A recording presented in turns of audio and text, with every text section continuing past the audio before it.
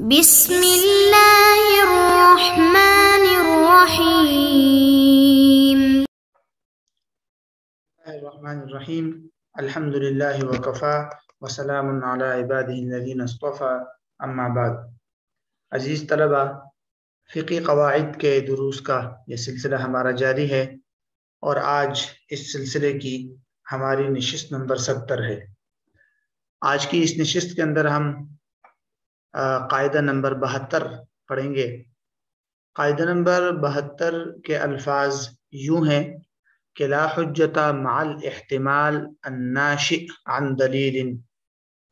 کہ دلیل سے پیدا ہونے والے احتمال کی موجودگی میں حجت نہیں ہوتی، حجت مقبول نہیں ہے. لا حجت کہ کوئی حجت نہیں ہے یا دلیل یا حجت مقبول نہیں ہے. مع الاحتمال الناشئ عن دلیل، ایسے احتمال کی موجودگی میں جو احتمال الناشئ عن دلیل کسی دلیل سے پیدا ہوا ہو. اگر ایسا احتمال موجود ہے جو کسی دلیل سے پیدا ہوا ہے تو پھر اس کی موجودگی میں کوئی بھی دلیل نہیں رہے گی، حجت جو ہے وہ حجت نہیں رہے گی. اس کی کچھ تفصیلات ہم مختلف عنوانات کے تحت دیکھتے ہیں. دیگر تعبیرات میں یہ ایک تعبیر اس قاعدے کی ملتی ہے بعض کتابوں میں کہ کل من فعل فعلا وتمکنت التہمۃ فی فعلہ حکم بفساد فعلہ، کہ ہر وہ شخص جس نے کوئی ایسا کام کیا کہ اس کام کے اندر کوئی تہمت شک شبہ پیدا ہوا تو اس فعل کے فساد کا حکم لاگو ہوگا. مطلب یہ ہے کہ اس کا وہ فعل حجت نہیں رہے گا. الفاظ کی وضاحت میں یہ دو الفاظ ہیں جن کی وضاحت ضروری ہے. پہلا لفظ حجہ. حجت کس کو کہتے ہیں؟ حجت کے لغوی معنی آتے ہیں دلیل، بینہ، ثبوت کے. یعنی اس کے علماء اس کی تعریف یوں کرتے ہیں نا کہ الحجہ ہی الدلیل ما دل به علی صحت الدعوی، جس سے انسان جو ہے دعوی کی صحت پر جو ہے وہ دلیل پکڑتا ہے یا ثبوت پیش کرتا ہے. اور یہ لفظ یہاں جو ہے منصوب ہے لا حجتہ، کیونکہ لا جو ہے یہاں پر یہ نفی جنس کے لیے ہے تو اس کی خبر محذوف ہے. اصل میں اس طرح ہے لا حجت مقبولۃ. احتمال دوسرا لفظ ہے احتمال کا. احتمال کا مطلب ہوتا ہے امکان، شک شبہ، امکان. جس طرح عمومی طور پر بیان کیا جاتا ہے یعنی پاسبلٹی کہہ سکتے ہیں، یعنی دوسری جانب کا جو احتمال ہوتا ہے. قاعدے کا مفہوم واضح ہے کہ کسی بھی چیز کے ثابت کرنے کے لیے جب دلیل پیش کی جائے اور خود اس دلیل کے اندر جو دلیل آپ نے پیش کی ہے نا ثبوت کے لیے، اسی دلیل کے اندر ایسا احتمال، ایسی تہمت، ایسا شک پیدا ہو جائے تو اس دلیل جو شک یا جو احتمال ہے وہ اس دلیل کے منافی ہو، بالکل متضاد ہو، تو ایسی صورت میں وہ دلیل یا وہ جو حجت آپ نے پیش کیا اس کو قبول نہیں کیا جائے گا بلکہ اس کو رد کر دیا جائے گا. تو ہاں البتہ یہ الگ بات ہے کہ احتمال کی پشت پر کوئی موجود یا کوئی یعنی وہ احتمال بالکل وہم کے درجے میں ہو تو اس کا تو اعتبار نہیں ہے، لیکن وہ احتمال ایسا ہو جس کے لیے باقاعدہ دلیل موجود ہو اور جس کی باقاعدہ قرینہ موجود ہو کہ بھئی یہ احتمال ہے حقیقت میں، تو پھر اس کو ایسی صورت میں اس احتمال کی موجودگی میں اس دلیل یا اس حجت یا جو بھی آپ نے ثبوت پیش کیا اس کو رد کر دیا جائے گا. مثال کے طور پر ایک آدمی ہے وہ یہ دعویٰ کرتا ہے کہ بھئی دوسرے پر کہ بھئی یہ میرا بیٹا ہے یا یہ میرا والد ہے، تو یعنی نہیں بلکہ یوں کہہ دے، یعنی یہ دعویٰ کا ایک شخص نے دوسرے پر کسی چیز کا دعویٰ کر دیا اور اپنے دعوے کے ثبوت کے لیے اپنے مدعی نے اپنے بیٹے یا والد کو گواہی کے لیے پیش کر دیا. یوں ہے تو اب اگر والد یا بیٹے کو گواہی کے لیے پیش کیا جائے گا تو علماء کہتے ہیں کہ اس کی یہ گواہی قبول نہیں کی جائے گی، کیونکہ یہاں احتمال موجود ہے کہ وہ والد یا بیٹا جو ہے وہ مدعی کے لیے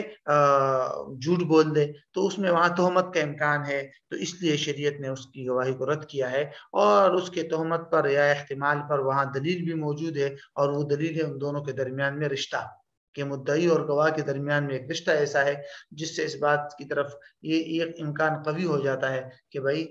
ممکن ہے کہ یہ جھوٹ بول دے. بہرحال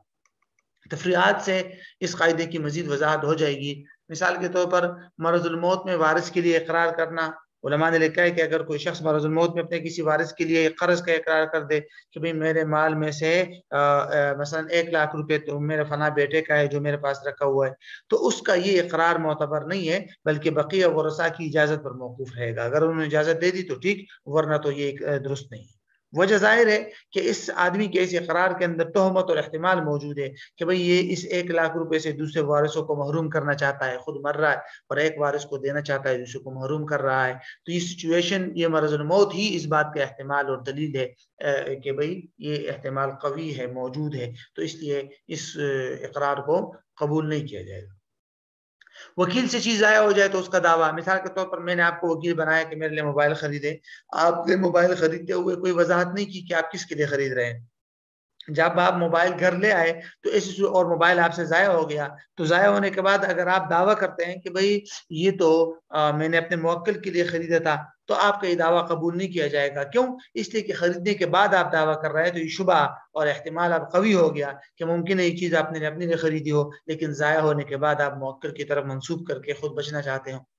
اسی طرح تیسری مثال ہے کہ مرض الموت میں اپنی چیز وارث کو بیچنا۔ علماء نے لکھا ہے کہ اگر کوئی شخص مرض الموت میں مبتلا ہے اور اپنی کوئی چیز، بہت مہنگی چیز جو ہے بہت کم قیمت میں اپنے کسی وارث کو بیچ دے تو یہ بے بھی درست نہیں ہے، اور اس کی وجہ بھی ظاہر ہے کہ بھئی ممکن ہے یہ اپنے اس وارث کو سستی چیز بیچ کر اس کو فائدہ دینا چاہتا ہو اور دیگر وارثوں کو وہ محروم کرنا چاہتا ہو، تو یہ احتمال موجود ہے اور احتمال کی باقاعدہ دلیل بھی موجود ہے مرض الموت، تو اس لیے ایسے احتمال کی موجودگی میں اب یہ بے درست نہیں ہوگی۔ بہرحال خلاصہ یہی ہے کہ وہم کا تو کوئی اعتبار نہیں ہے، لیکن اگر ایسی تہمت، ایسا شک، ایسا احتمال ہے کہ جس کے قوت پر، جس کے معتبر ہونے پر باقاعدہ دلیل موجود ہے، کوئی نہ کوئی قرینہ موجود ہے، تو پھر ایسی صورتحال میں اس کو اس ثبوت کے لیے پیش کیے گئے اقرار ہو، حجت ہو، جو بھی اس کو قبول نہیں کیا جائے گا بلکہ اس کو رد کر دیا جائے گا۔ تو یہ قاعدہ نمبر 72 ہے۔ اب اسی نشست میں ہم قاعدہ نمبر 73 بھی دیکھتے ہیں۔ قاعدہ نمبر 73 کے الفاظ یوں ہیں کہ لا عبرت بالتوہم، وہم کا کوئی اعتبار نہیں ہے۔ لا عبرت بالتوہم، وہم کا کوئی اعتبار نہیں ہے۔ اس قاعدے میں ایک لفظ ہے، اس کو سمجھنا ہے۔ توہم کس کو کہتے ہیں؟ توہم کے لغوی معنی آتے ہیں خیال، تصور کرنا۔ علماء نے اس کی تعریف یوں کی ہے کہ جس چیز میں انسان کو شک و تردد ہو اور اس کے دونوں جانب میں، یعنی کہ بھئی یہ چیز موجود ہوئی ہے، وجود میں آئی ہے یا نہیں آئی، دونوں سائڈوں میں انسان کو شک ہو، تو پھر جو سائڈ بہت زیادہ کمزور ہوتی ہے، جس جانب انسان کا گمان بہت کمزور ہوتا ہے، اس جانب کو کہتے ہیں وہم۔ مثال کے طور پر مجھے کسی چیز کے بارے میں شک ہو گیا کہ یہ چیز موجود ہے یا نہیں ہے، اب دونوں سائڈ موجود ہے، لیکن مجھے اس کے موجود ہونے کے بارے میں کچھ زیادہ امکان تھا اور موجود نہ ہونے کے بارے میں بہت کم امکان ہے، لیکن تو وہ جو موجود نہ ہونے کا امکان ہے جو بہت کم ہے، کمزور ہے، اس جانب کو وہم کہتے ہیں۔ البتہ یہاں جو ہے توہم سے مراد عقلی احتمال یا ایسے امکان مراد ہے، ایسا وہم مراد ہے کہ جس کی پشت پر کوئی دلیل موجود نہ ہو، کوئی قرینہ موجود نہ ہو، محض ایک خیال انسان کے ذہن میں جو آتا ہے تو اس کو کہتے ہیں، یعنی ایک عقلی احتمال جو بہت نادر ہو، بہت بعید ہو اور اس کی کوئی دلیل موجود نہ ہو، تو اس کو کہتے ہیں وہم۔ کی شریعت میں اس قسم کے وہم کا کوئی اعتبار نہیں ہے۔ قاعدے کا مفہوم تقریباً واضح ہے۔ اس سے پہلے تو ہم نے پڑھا تھا کہ بھئی اگر دلیل کے اندر ایسا احتمال آ جائے کہ جس احتمال کے لیے باقاعدہ قرینہ موجود ہو، کوئی اس کی پشت پر کوئی دلیل موجود ہو، تو پھر تو ٹھیک ہے، اس احتمال کا اعتبار کیا جائے گا اور اس کی وجہ سے وہ دلیل رد ہو جاتی ہے، جو آپ ثابت کرنا چاہتے ہیں، جو چیز وہ ثابت نہیں ہو پائے گی۔ لیکن اگر کوئی ایسا وہم ہے، خیال ہے، احتمال ہے کہ جس کے لیے کوئی قرینہ، کوئی قوت پر کوئی دلیل موجود نہیں ہے، تو ایسے وہم اور خیال کا شریعت میں کوئی اعتبار نہیں ہے۔ ایسے اوہام اور خیالات کا اگر اعتبار کیا گیا، لوگوں کو حقوق ضائع ہو جائیں گے، اور ایسے احتمالات اور خیالات تو بہت سارے آتے ہیں، تو اس لیے اس کا کوئی اعتبار نہیں ہے۔ مثال کے طور پر ایک چھوٹی سی مثال لے لیجئے کہ ایک شخص دعویٰ کرتا ہے اور اپنے دعوے پر باقاعدہ 2 گواہ بھی پیش کر دیتا ہے جو عادل بھی ہے، تو اب گواہوں کی بنیاد پر قاضی فیصلہ کرے گا۔ اب یہاں بھی وہم ہے کہ بھئی ممکن نہیں گواہوں نے جھوٹ بولا ہو، اب یقین تو نہیں ہے، وہم اور خیال تو تب بھی آتا ہے۔ ایسے وہم اور خیال کا کوئی اعتبار نہیں ہے۔ اگر اس طرح کے وہم اور خیال کا اعتبار کیا گیا تو پھر تو شاید ہی لوگوں کے تنازعات ختم ہو اور لوگوں کے حقوق ان کو مل سکے۔ تو بہرحال یہ ہے اس قاعدے کا مختصر سا مفہوم۔ تفریعات 2-3 دیکھ لیجئے، اس سے انشاءاللہ اس قاعدے کی مزید وضاحت جو ہے وہ ہو جائے گی۔ مثال کے طور پر قاضی کے سامنے ورثاء کی تعداد، یعنی کچھ لوگ آئے، 2-3 افراد آئے اور قاضی کے سامنے باقاعدہ گواہوں سے یہ بات ثابت کر دی کہ قاضی صاحب ہمارے والد صاحب کا انتقال ہو چکا ہے اور ہم اس کے ورثاء میں صرف یہی 3 لوگ ہیں اور کوئی بھی وارث نہیں ہے، نہ اس کے والدین ہیں، نہ اس کے کوئی اور اولاد ہے، نہ کوئی بھی نہیں ہے، ہم ہی اس کے وارث ہیں، اور تعداد ثابت ہو گئی، تو قاضی ان کے درمیان فیصلہ کر لے گا کہ بس ٹھیک ہے، آپ وراثت اپنے درمیان میں شریعت کے اصول کے مطابق تقسیم کر دیں۔ اب یہ احتمال موجود ہے کہ ممکن ہے کوئی اور وارث ہو اس آدمی کا جو یہاں موجود نہ ہو، لیکن یہ تو محض ایک وہم ہے، اس وہم کا کوئی اعتبار نہیں۔ ہاں بعد میں حقیقت میں وارث آ گیا تو الگ بات ہے، پھر اس کا حصہ اس کو دیا جائے گا، لیکن ابھی ان کی حقوق کے اندر تاخیر نہیں کی جائے گی، ان کی وراثت ان کے درمیان تقسیم کر دی جائے گی۔ اسی طرح ایک زمین بیچی جا رہی ہے اور اس پر شفع کرنے والے 2 ہیں، ایک فی الحال موجود ہے، حاضر ہے، اور دوسرا غائب ہے، تو جو موجود ہے وہ شفع کا دعویٰ کر رہا ہے، تو اس کے دعوے کے مطابق قاضی آگے پروسیس جاری کر دے گا اور دعوے کے مطابق کام شروع کر لے گا۔ یہ قاضی اس احتمال اور اس وہم کی بنیاد پر اس دعوے کو مؤخر نہیں کرے گا کہ بھئی ممکن وہ ابھی دوسری شفیع غائب ہے، نہیں دوسرے ملک میں ہے، وہ آئے گا، پھر دیکھیں گے کہ وہ بھی شفع کا دعویٰ کرتا ہے یا نہیں، تب آپ کو ہم شفع کا فیصلہ کریں گے یا شفع کا پروسیس جاری کریں گے۔ یہ درست نہیں ہے۔ وہ آ کر شفع کرتا ہے نہیں کرتا، وہ ایک وہم اور خیال ہے، اس کا کوئی اعتبار نہیں، بعد میں آئے گا شفع کرے گا تو الگ بات ہے، وہ تو پھر ہوگا دیکھا جائے گا، لیکن یہ ہے کہ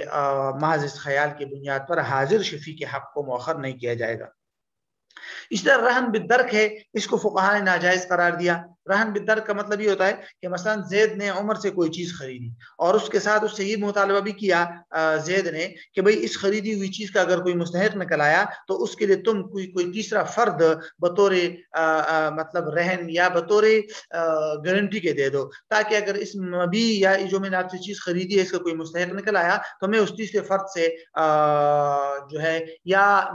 فرد کے بجائے وہ تو کفالہ بالدرک ہو جائے گا، تم مجھے کوئی چیز دے دو، یعنی اپنا موبائل دے دو بطور رہن، تاکہ اگر اس مبی کا کوئی مستحق نکل آیا تو میں اس موبائل سے اپنا حق وصول کر سکوں۔ یہ رہن درست نہیں ہے۔ وجہ یہ ہے کہ جب آپ نے چیز خرید لی، اب یہ وہ وہم اور خیال پالنا کہ بھئی ممکن ہے اس مبی کا کوئی مستحق نکل آئے، تو یہ محض ایک وہم اور خیال ہے، اس وہم اور خیال کی بنیاد پر رہن رکھنا جائز نہیں ہے، لہٰذا اس کا کوئی اعتبار نہیں شریعت میں۔ تو یہ ہے